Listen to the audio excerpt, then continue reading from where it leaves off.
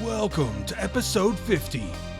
Hey, this is John Lee Dumas of EO Fire, and you're listening to Who Did That Voice, where we take an in-depth look at voiceovers. It's a new year, and if you're like me, you are already thinking about warmer weather and taking that getaway to that tropical or exotic destination. Maybe you plan to travel to Walt Disney World or Universal Studios. No matter what kind of trip you plan, 3D Travel Company is the company for you. Just visit 3dtravelcompany.com and let them know that Trenton sent you from Who Did That Voice. Or you can book on www.whodidthatvoice.co and click the Book Now button. For a limited time, Who Did That Voice listeners can receive a Disney gift card for qualifying Disney and Universal trips booked and traveled by the end of 2017. Book today and travel away. Welcome to Who Did That Voice, the show where we take an in-depth look at voiceover. And now, here's your host, Trenton Larkin. Woohoo, you guys! We did it! 50 episodes! It is so exciting to be celebrating our golden anniversary 50 episodes later. Woohoo! Thank you guys so much for listening here in the United States, Canada, and around the world in numerous countries that there are so many I just can't even name them all. But thank you, each and every one of you, from the bottom of my heart. Here's to the 50 we've had, and here's to 50 more. Yeah! See you guys later. Hope you enjoyed today's episode, episode 50. Hey everyone, and welcome back to the show. Today's special guest is someone you might remember who wears a lot of blue and has a big cannon on his arm. It's Mega Man. Come on, Rush, let's check it out.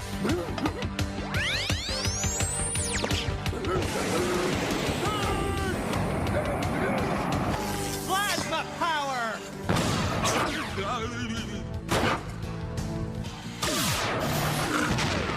Today's special guest was also the original voice of Goku from Dragon Ball. Well, if your friend is stronger than you, I guess you're the third strongest Saiyan now.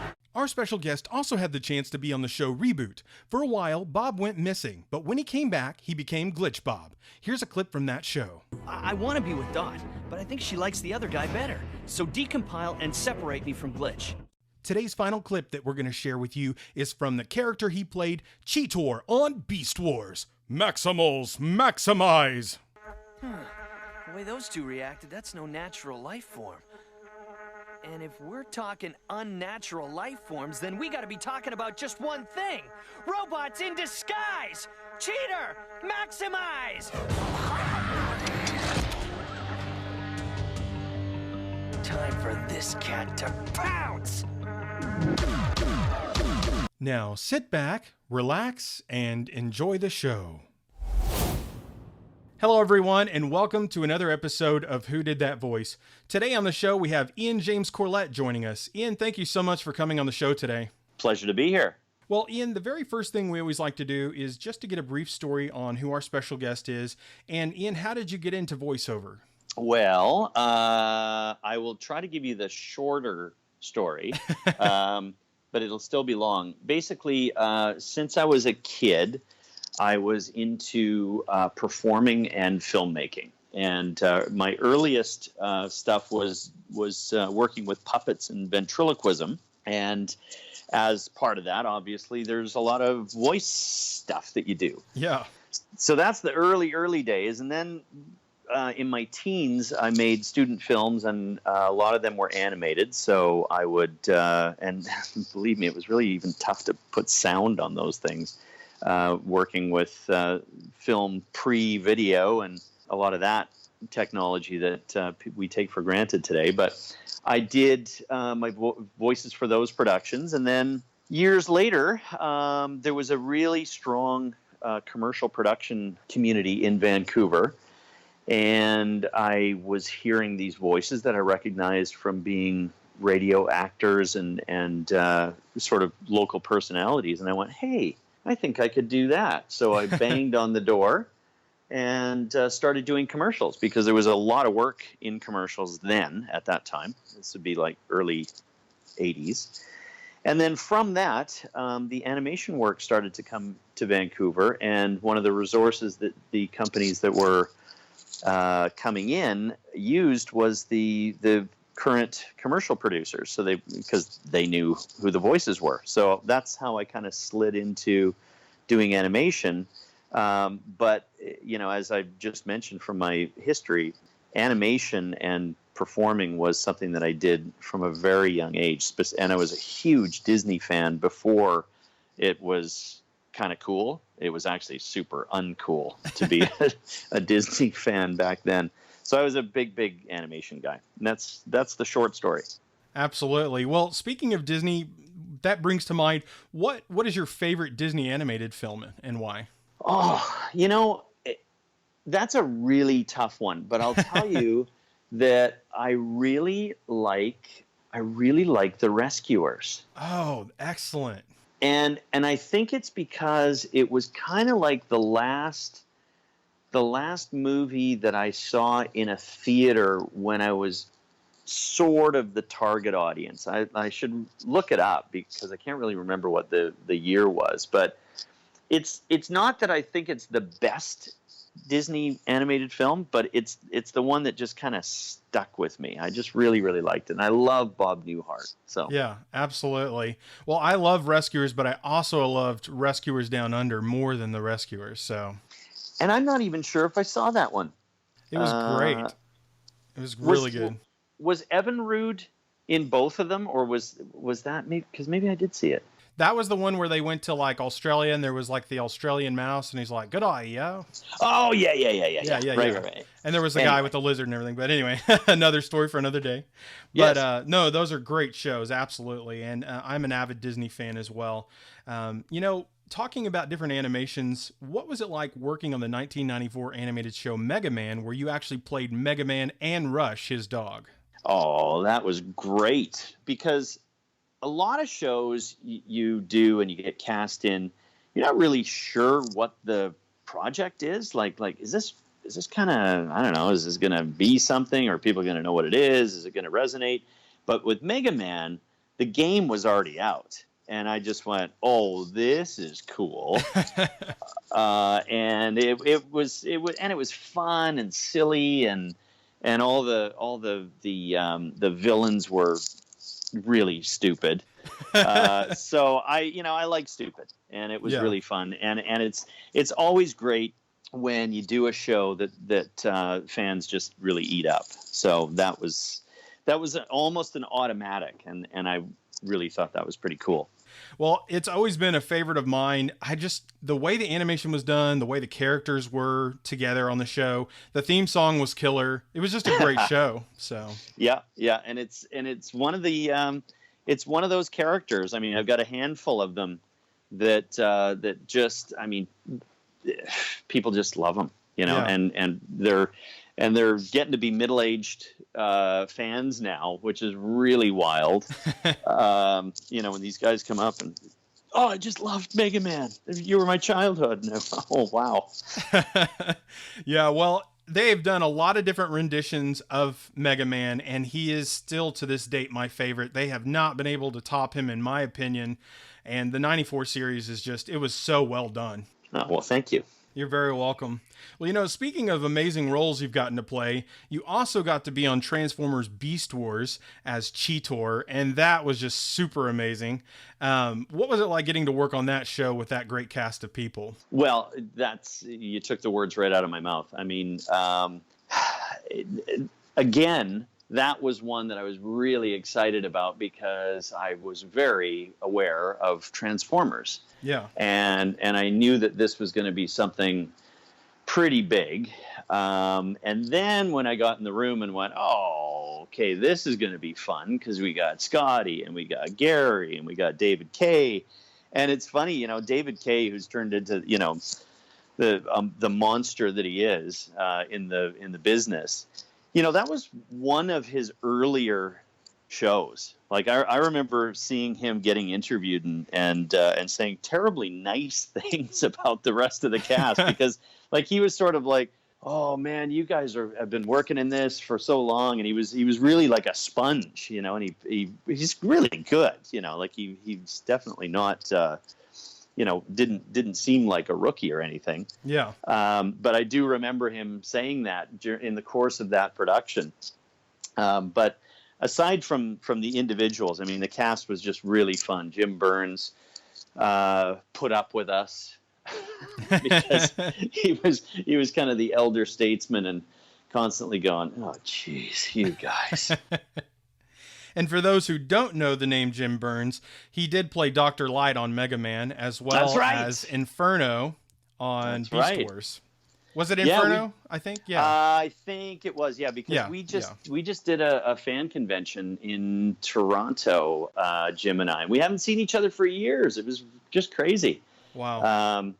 And had a great time. And that's right. I totally forgot. We were in both those shows. And we had the same fans coming up, you know, going, "Oh, man, you guys were in both shows," you know, taking pictures and stuff. It was really cool. Well, and you were with Gary Chalk in both shows, too. He was, of course, Optimus Primal, and he was Gutsman.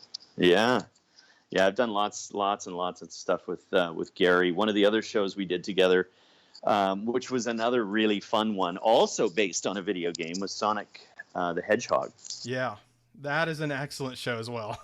Yeah, that was really fun. Gary, pretty much we recorded kind of a skeleton cast. It was me, Gary Chalk, and Phil Hayes recording with Long John Baldry, who played Dr. Robotnik. Oh, wow. And those those sessions were insane. It was really, really fun. Yeah, that was crazy. I bet it was an amazing time, because there were tons of people there that were definitely well known in the voiceover industry at that time. So, and still are to this day. So, yeah. You know, Ian, I want to know, what was it like getting to work on the anime show Dragon Ball Z? You know, there are a lot of different animes, but this has to be one of my favorite that you've done, playing Goku and Master Roshi, along with, I'm sure, other ancillary characters. But what was it like getting to play those two iconic characters? Well, if I can just tell you the history of that. I mean, the industry in Vancouver was already doing a bunch of dubbing, and we had done, you know, things out of Japan, and I had a little company that would get hired to reversion from Japanese there would be an English translation, like a literal translation of the script, and then we would have to take that, because it didn't make any sense, and make it into sort of English.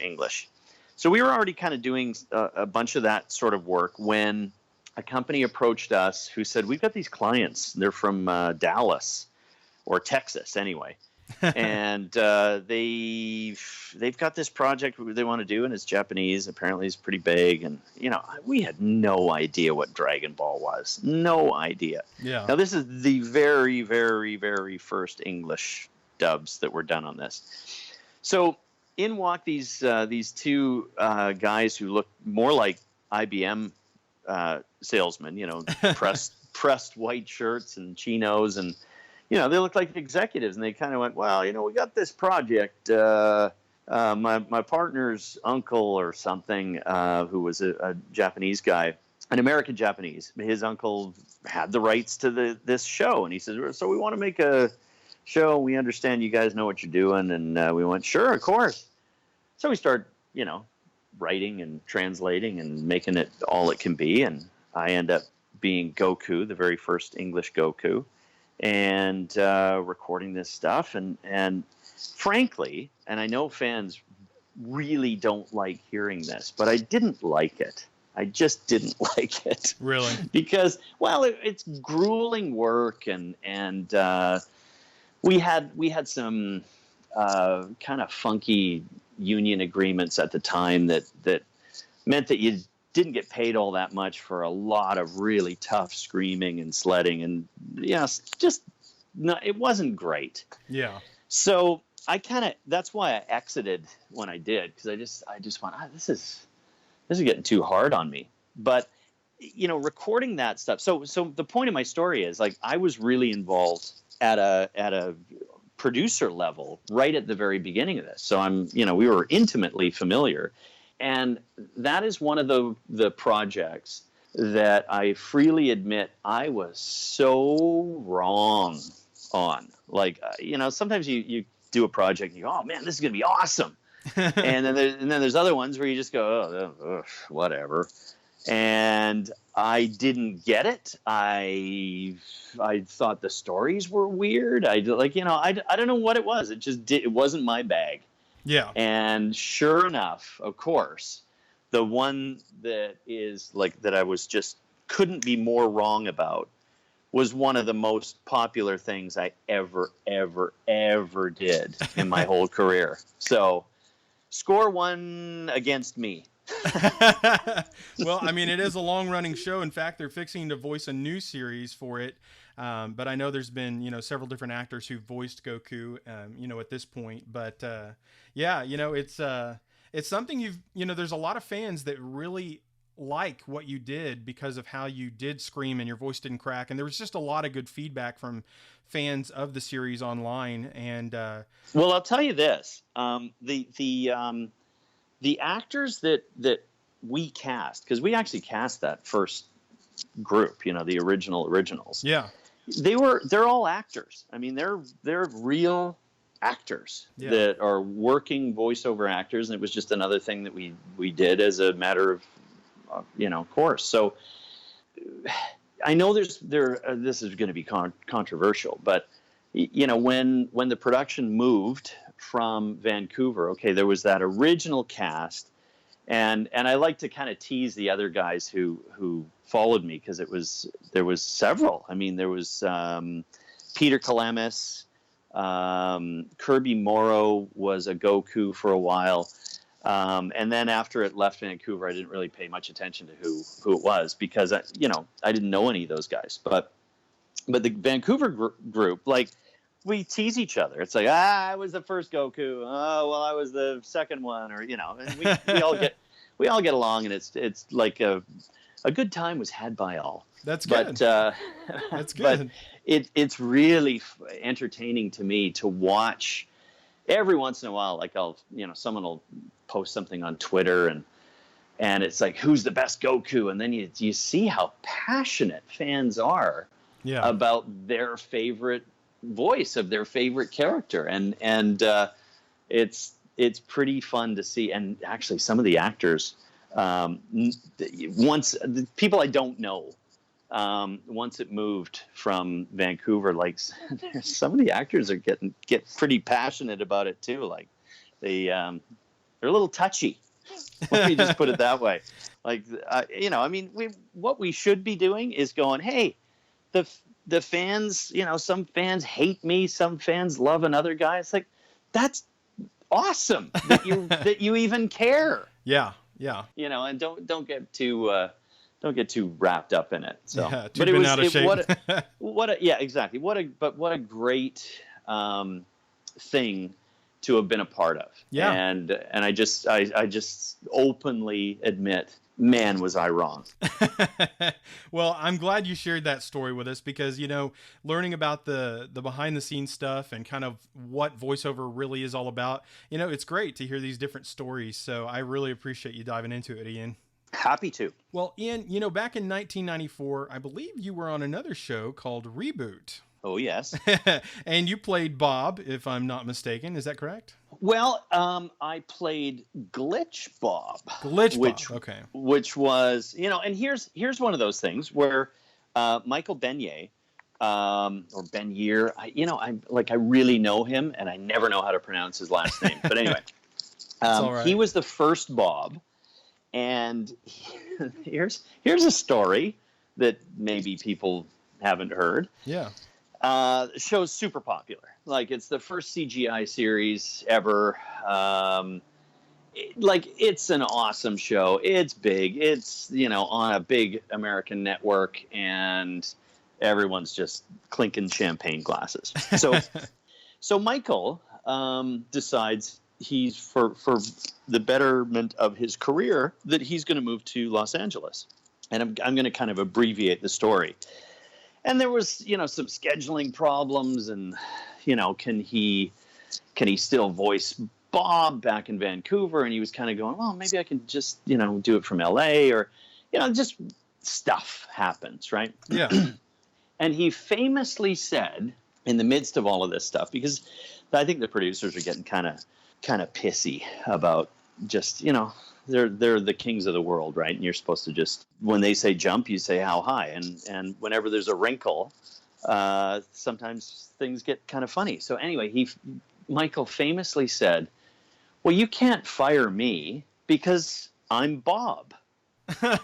And the producers were so petty that they went, oh, yeah? And they fired him.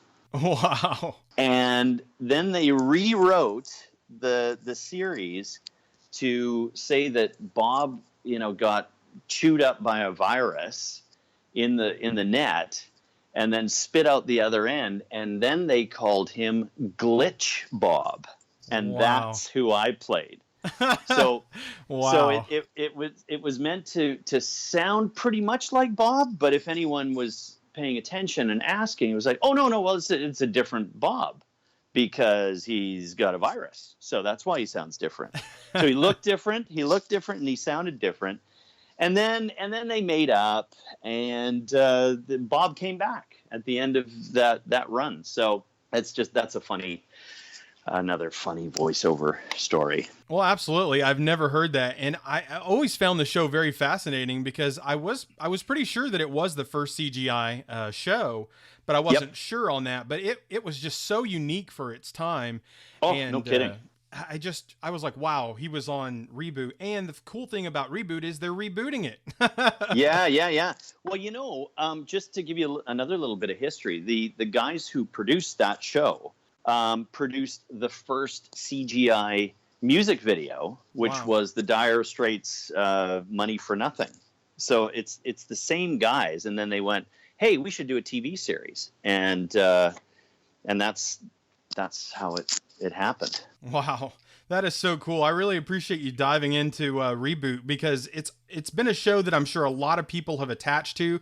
I haven't found a lot of other people that have related to it with me, but it was a show that just really impacted my life along with Mega Man and Beast Wars, and they all had just such a unique flair. So I really appreciate you diving into that as well. No problem. I would say that probably it sounds like Reboot for you was like Tron for me.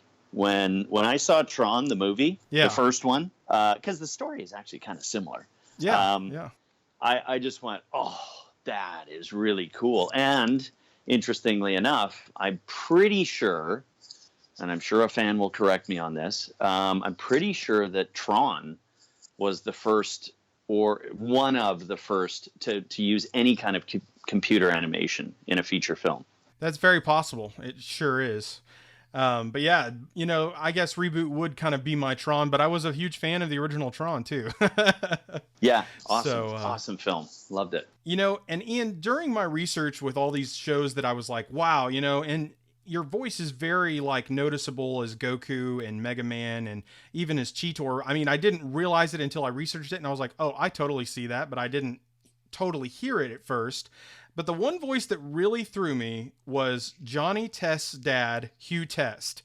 I was You've got to be kidding me. See, and it's funny. Out of all of those that you listed, I kind of go, all of those guys sound exactly like me. Yeah. In my head.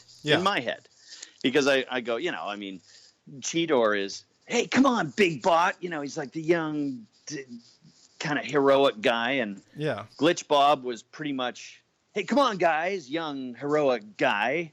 And Mega Man was pretty much, come on, dog, let's go do some action things. So like those to me sound really similar. Yeah. And then Hugh Test is just me, sort of sounding like this, Johnny, and that also sounds like me. So like the ones I feel like, now I'm trying to think of some extreme. The characters like Dr. Wily. Yeah. Going way back to Captain N. I mean, those are the ones that I really sink my teeth into, because I like not sounding anything like me. Yeah.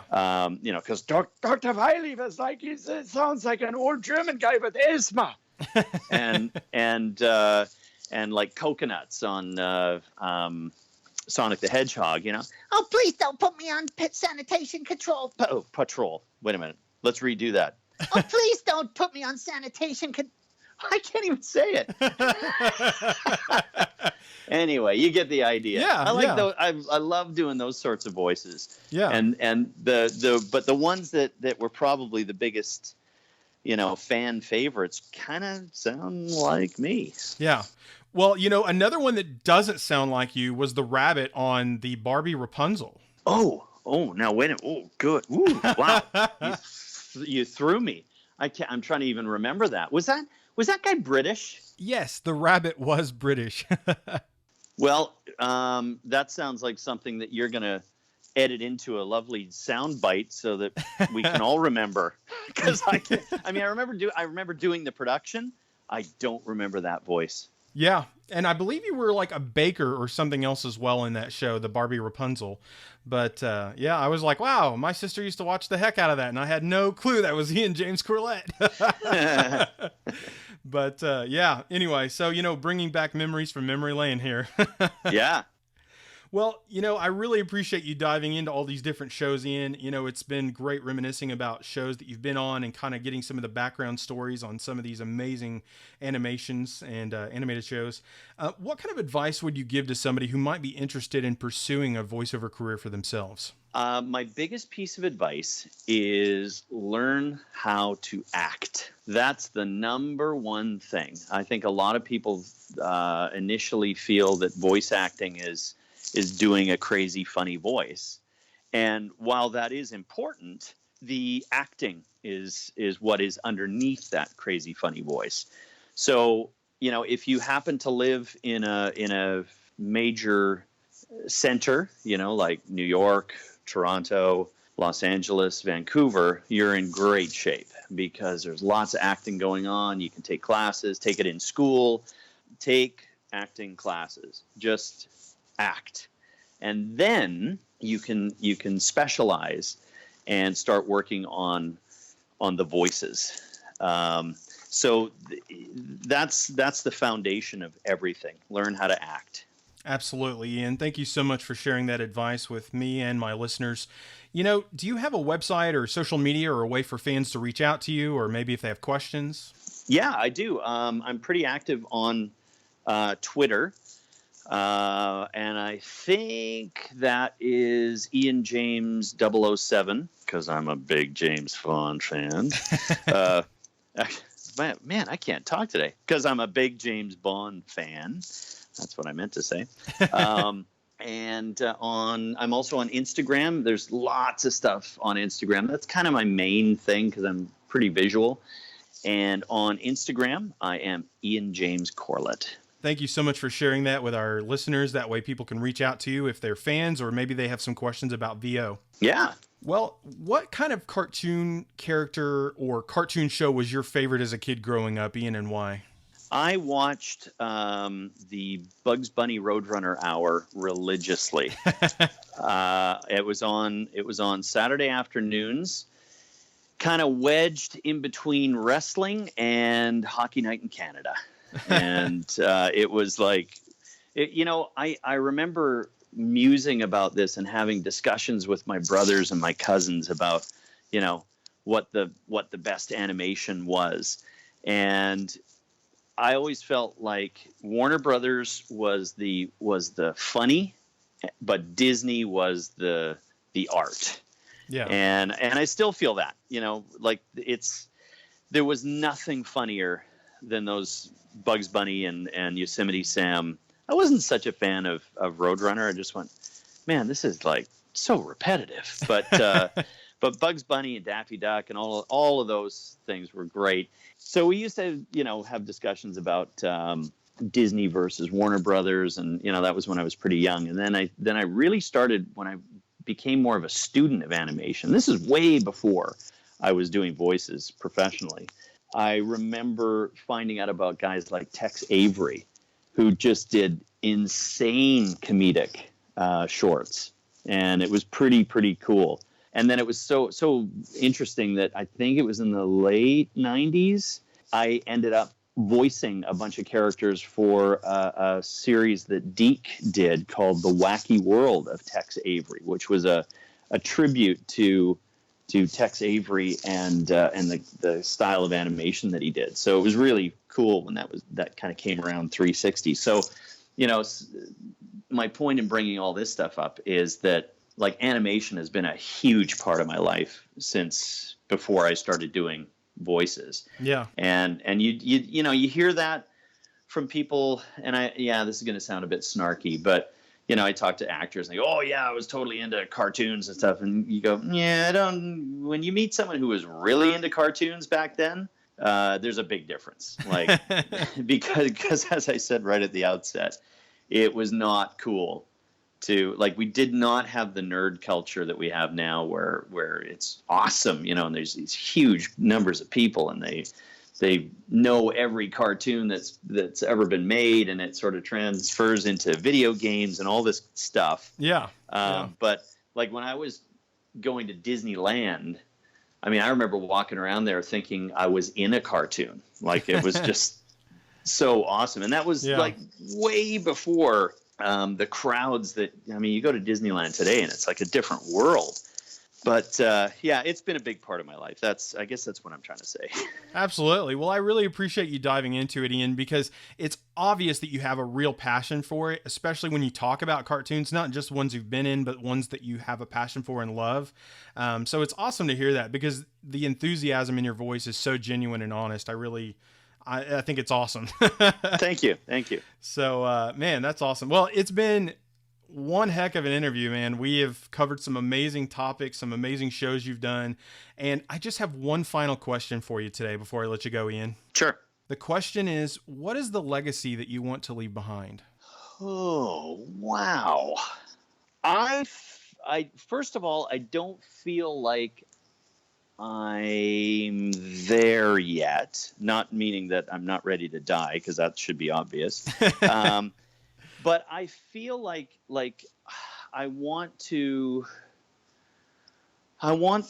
build and leave a legacy much larger than what is currently on the resume. Absolutely. So while I'm really proud, despite my miscalculation of Dragon Ball, that there are legions of fans for that show. I'm really proud of that. I'm really proud of the stuff that we've talked about that are clear fan favorites. But I want to add and build on that. I want to be in even larger things. I don't know what those are yet. I would love to be the voice of something permanent in Disneyland. I was going to say like a Disney prince. Oh yeah, that would be fantastic. So yeah. I guess I it makes me feel fantastic that there's the amount of fans that have loved what I've done so far. But I really feel like I'm not really answering your question, because I kind of feel like the best is yet to come. I totally agree with you. I mean, I understand what you're saying is that you don't feel like you've accomplished every goal that you want to for that legacy to be left behind, which is a great stepping stone of, thought process for you to even be like, hey, what is the legacy I want to fully, completely have when I get there? What is that ultimate goal? So, yeah, I would love to, we're so far past the Mel Blanc era where, Mel is this icon that almost every fan knows, because now the landscape is so full of actors that are carrying on what he kind of started. So no one person is going to have that kind of legacy. It's just not going to happen. Yeah. So what I'm hoping for is that there are, that there's something even bigger, funner, greater that I'm about to do that will just make up the rest of that. Absolutely.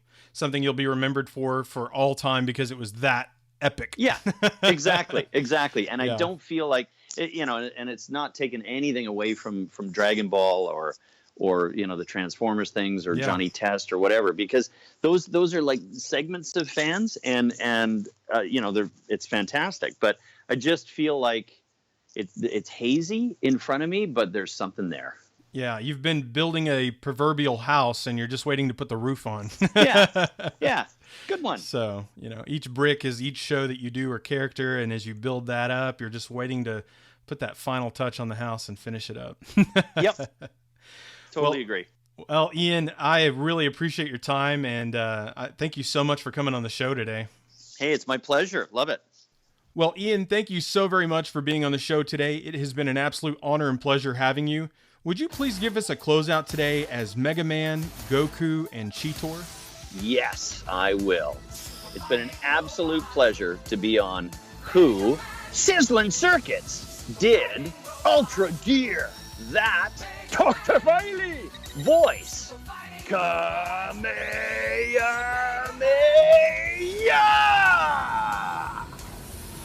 Hey everyone, I sure hope you enjoyed today's episode with Ian James Corlett, the voice of Mega Man.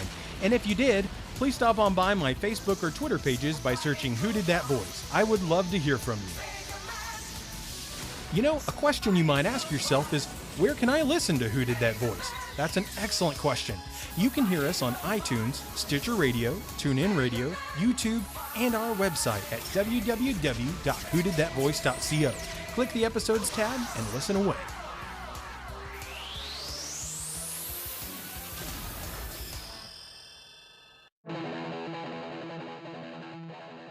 Well, everyone, that's all the time we have for this episode. Join us this Friday for our next special guest, Christina Malizia, who played Monica from Welcome to Monster High. You won't want to miss this episode. Hey, do you ask yourself who did that voice? Well, if you do, go to our website, www.whodidthatvoice.co, and click on the Episodes tab. Choose an actor, pick their name, and see pictures from the different characters they voiced in their career. Thank you for joining us today. We'll see you next time for more discoveries on Who Did That Voice.